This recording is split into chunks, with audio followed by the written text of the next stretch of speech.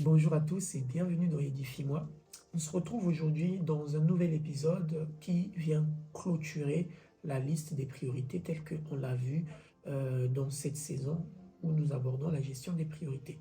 Sachant que vous pouvez retrouver des épisodes précédents sur notre chaîne YouTube et n'hésitez pas à vous abonner, à commenter ou à partager. Cela pourrait bénir quelqu'un dans votre entourage.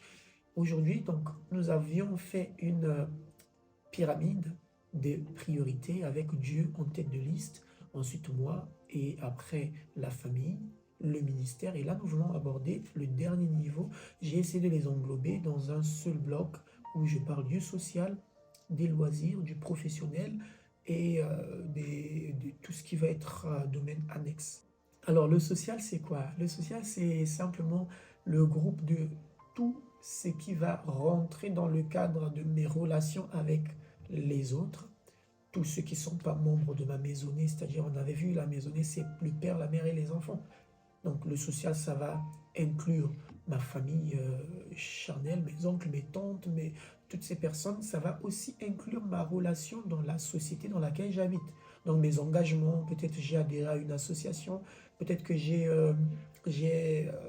des responsabilités par-ci, par-là. Donc ça intervient vraiment plus tard en termes de priorité. Ça veut dire que si j'ai à mettre sur une balance entre ma famille et mon engagement en association, sauf en cas d'extrême urgence. Et là, vraiment, il faut faire les choses au cas par cas parce qu'il ne faut pas les prendre comme argent comptant. Imagine, ta femme, elle est fatiguée et tu n'as qu'une seule chaise.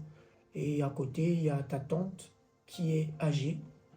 Alors, tu ne vas pas dire non, puisque le pasteur Jazz, dans ses prédications sur YouTube, nous disait que la priorité, c'est ma famille. Donc, je vais laisser ma tante qui est âgée rester debout et ma femme va s'asseoir. Non, là, c'est vraiment différent. Il faut faire les choses au cas par cas en faisant la différence entre ce qui est important et ce qui est utile. Toujours dans la dernière partie, je veux aborder le professionnel. Alors ça, c'est vraiment une question très épineuse parce que on est souvent emmené à être déséquilibré au nom de la loyauté professionnelle ou par peur de perdre notre boulot. Si bien qu'on arrive même avec nos ordinateurs à la maison pour continuer le travail qui doit être fait.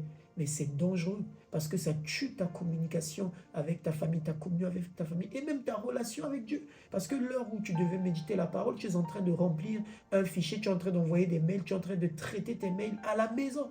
Alors que tu es payé 7 heures, tu es payé 35 heures. Attends, le reste du temps, consacre à ta famille. Donc c'est pour dire que, attention, le patron, il va faire son bénéfice, c'est son entreprise, il a sa famille, il s'occupe de sa famille. Toi, reste dans la limite de tes engagements professionnels, ne va pas au-delà. À force de vouloir prouver que tu es le meilleur salarié, ça t'apportera quoi? Un nom sur le tableau d'honneur et des petits awards par-ci par-là? Non. Il faut vraiment rester très équilibré et savoir que la famille vient avant tout, le ministère vient avant tout, toi tu viens avant tout et le Seigneur vient avant tout. Voilà. Et en plus, j'ai parlé des loisirs. Ah, mon frère, tu n'as que 1000 euros. Et les 1000 euros, tu dois payer les études de tes enfants. Tu préfères aller jouer du casino, mais tu es... Excusez-moi, je ne veux pas qualifier une telle personne. Tu vas préférer te faire plaisir en passant du temps à jouer au jeu alors qu'il y a la famille que tu dois mettre à l'abri. Tu as 1000 euros. Tu sais que tu dois payer la cotisation pour la salle de l'église, par exemple, pour ceux qui ont des engagements. Ou tu dois financer le service d'évangélisation ou d'implantation d'église ou la mission, ainsi de suite. Tu as le choix entre ces deux choses. Tu préfères aller à Dubaï, aller bronzer un peu. C'est vrai que ça s'imbrique un peu parce que le loisir peut aussi intervenir dans la priorité numéro 2 qui est moi. Parce que j'ai parfois besoin de loisirs pour me détendre. Mais il faut prendre les choses au cas par cas et savoir qu'il y a des choses qui sont prioritaires, des choses qui sont importantes et celles qui sont urgentes. Donc voilà un peu ce qu'on pouvait dire par rapport à cette saison qui parlait justement de la gestion des priorités. Et donc on se retrouvera pour la prochaine saison. Entre-temps, si vous avez des questions, n'hésitez pas à nous les poser dans les commentaires. Que le Seigneur vous bénisse, je vais prier pour vous. Seigneur, nous sommes arrivés à la fin de la saison sur la gestion des priorités.